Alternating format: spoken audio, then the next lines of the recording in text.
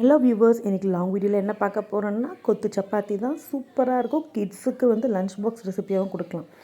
அதே போல் இதை நம்மளும் சூடாக நைட் டைமில் செஞ்சு சாப்பிட்டா சூப்பராக இருக்கும். First chapati left over chapati இருந்தாலும் சரி, நம்மளுக்கு இந்த டேஸ்ட்டு பிடிச்சி நம்ம சப்பாத்தி செய்தும் இதை செய்யலாம். இப்போ நான் லெஃப்ட் ஓவர் சப்பாத்தி வச்சு தான் செய்ய போகிறேன். சப்பாத்தி எடுத்துகிட்டு ரோல் பண்ணிக்கலாம். நைட்டு சுட்ட சப்பாத்தி மார்னிங் இருந்ததை மார்னிங் இதை செய்கிறேன் நான். இதெல்லாம் இந்த மாதிரி கட் பண்ணி நூடுல்ஸ் மாதிரி வச்சுக்கலாம்.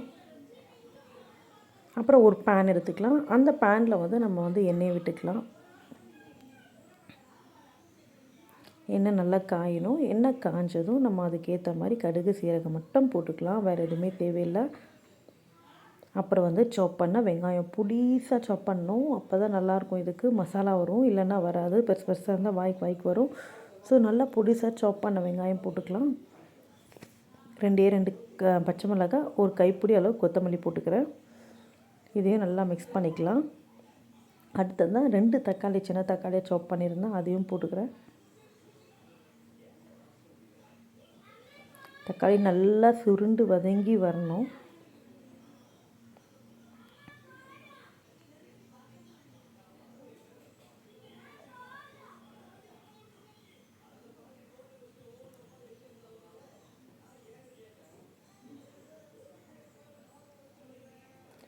தக்காளியில் சுருண்டு வந்த பிறகு ஒரு ஸ்பூன் இஞ்சி பூண்டு பேஸ்ட்டு போட்டுக்கிறேன். அப்போ தான் அந்த ஃப்ளேவர் சூப்பராக வரும். பாருங்கள், எல்லாமே மிக்ஸ் ஆகி நல்லா சுருண்டுடுச்சு. அடுத்ததான் மஞ்சத்தூள், மிளகுத்தூள், கரம் மசாலா, மிளகாத்தூள் இதெல்லாம் போட்டுக்க வேண்டியது தான்.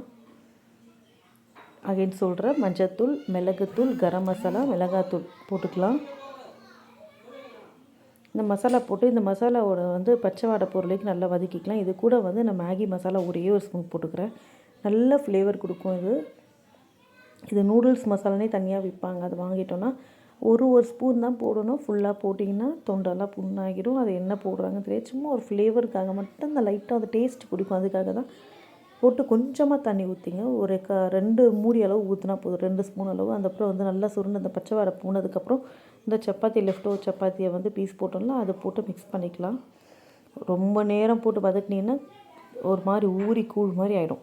ஸோ லைட்டாக சாட்டேட் பண்ணி லைட்டாக எடுத்துக்க வேண்டியது தான். பூ மாதிரி சாட்டேட் பண்ணோம். அப்போ தான் உதிரியாக அப்படியே இருக்கும். ஒரு 2 மிக்ஸ் பண்ணிவிட்டு அப்படியே ஆஃப் பண்ணிவிடுங்க. அந்த சூட்டில் சூப்பராக நம்மளுக்கு உதிரியாக இருக்கும். மேலே நான் லைட்டாக பெப்பர் போட்டிருக்கேன் இன்னும் காரத்துக்காக. அதில் ஃபைனல் டச்சுக்காக கொத்தமல்லி கொஞ்சம் கார்னிஷிங் போட்டாச்சு. சூப்பரான கொத்து சப்பாத்தி ரெடி ஆகிடுச்சு. இந்த வீடியோ உங்களுக்கு பிடிச்சிருந்தால் லைக் பண்ணுங்கள், ஷேர் பண்ணுங்கள், சப்ஸ்கிரைப் பண்ணுங்கள். மறக்காமல் பக்கத்தில் இருக்க பெல் பட்டனும் ப்ரெஸ் பண்ணுங்கள். அருமையாக இருக்குது. நீங்களும் இதே போல் ட்ரை பண்ணி பார்த்து நீங்கள் கமெண்ட்டில் சொல்லுங்கள் எப்படி இருக்குன்ட்டு. பாய்.